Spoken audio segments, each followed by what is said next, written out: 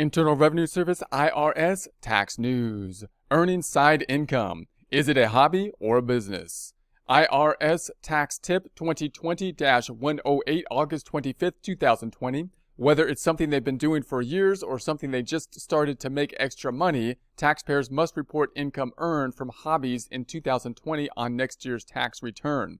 So this year might be different than prior years, and there's also a lot of other different types of things that people might be picking up for other income, and that income might be business income or it might be hobby income. Whether it be business or hobby, the IRS wants to report it in one way or another. The reporting may differ based on whether it's a hobby or a business, but if there's income, the IRS wants their portion of it. Back to the text.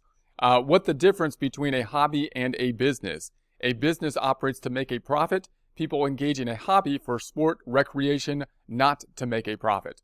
So the general rule here is if you have side income of any kind, whether it be a hobby or whether it not be a hobby, whether it be business, the IRS wants it reported in one way or another. You may get some documentation on it or you may not, depending on the type of business you have. The type of documentation you might get might be something like a 1099 that would be from the person that paid you, that would be reporting how much they paid you.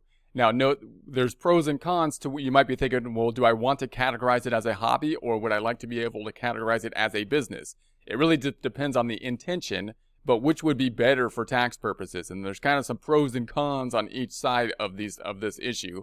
If you have something that's generated for a hobby, then that could be good because if you don't have a whole lot of deductions and you got some income that might be a hobby, then you may not be subject to the self-employment tax as you would if it was a business. Social Security and Medicare taxes, if it's a business income, will typically apply. If it's a hobby income, you may not be subject to the self-employment tax, Social Security and Medicare, which can be significant. However, if it's a hobby, you get less ability to take the deductions that could be related to it. On the other side, if it's a business and you have a lot of deductions, things that you paid in order to help generate that revenue, then you're more likely to be able to take those deductions if it's an actual business. So there's going to be pros and cons on both sides. If you have a lot of deductions that you want to be taking in order to generate that revenue, possibly even resulting in a loss on the business, then you would like it to be categorized as a business to pick that up. However,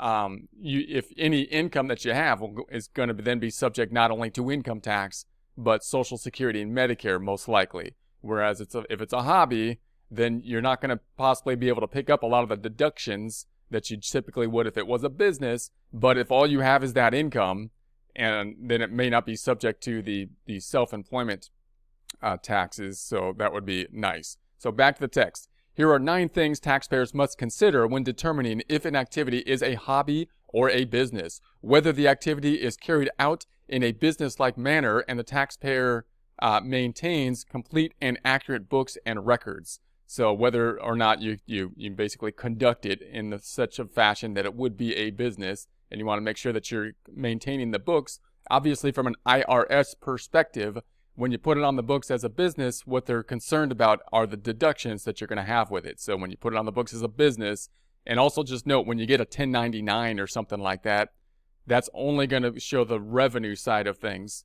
So if you have any deductions, you're going to have to record those. And to record the deductions, you're going to need to be able to make sure that you're tracking those deductions and you have the bookkeeping related to demonstrate the deductions that you have in order to help you generate the revenue that has come up. From an IRS perspective, what are they concerned about? They're concerned about the deductions. They're concerned about the legitimacy of the deductions. And if you actually have a loss on the business, which you may then carry over and take against other income, like W-2 income, that's when the IRS is going to be more concerned, obviously, as well, because now not only is it not income, it's actually a loss that could be reducing other income. And again, that might be a legitimate thing to have happened, but just note that obviously from an IRS perspective, that's when they would be more concerned about the deductions that were taking place. If all you had was gross income on the Schedule C and you're going to be paying full taxes on it and self-employment tax, they're probably okay with that, right? But when you're taking the deductions against it, that's when you got to make sure that that's what they're concerned about, to make sure that those are legitimate business type deductions as opposed to something that is a hobby. So back to the text, whether the time and effort the taxpayer puts into the activity shows they intend to make it profitable. So if you're basically having an activity where, you make a little bit of revenue, but you spend a whole lot of money on it, which means you're having a loss all the time, then the IRS will, even though you're making some revenue, it doesn't look like revenue generation, profit is the objective, and the IRS may come back and say, well, that's a hobby. And if they say, well, that's a hobby, then, you could lose basically the deductions, right? Then you'd have to report just simply the income and you won't have the deductions, and that will result in higher taxes, especially if you've been reporting losses due to basically business income, which they feel is a hobby. Whether they depend on income from the activity for their livelihood. So if you're able to show, hey, look, this is part of my monthly income that I depend on here, then the IRS is more likely to categorize that as a business. Whether any losses are due to circumstances beyond the taxpayer's control or are normal for the startup phase of their type of business.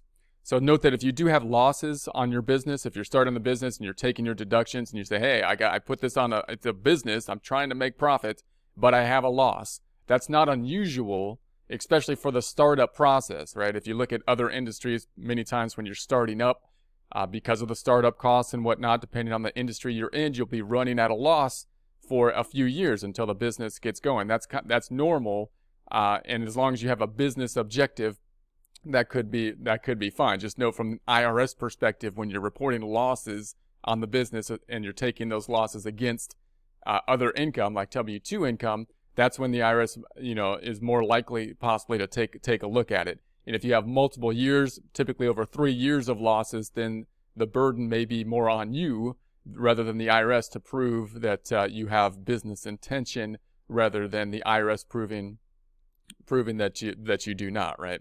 So back to the text, whether they change methods or operate to improve profitably, whether the taxpayer and their advisors have the knowledge needed to carry out the activities as a successful business, whether the taxpayers was successful in making a profit in similar activities in the past, whether the activity makes a profit in some years, and how much the profit it makes.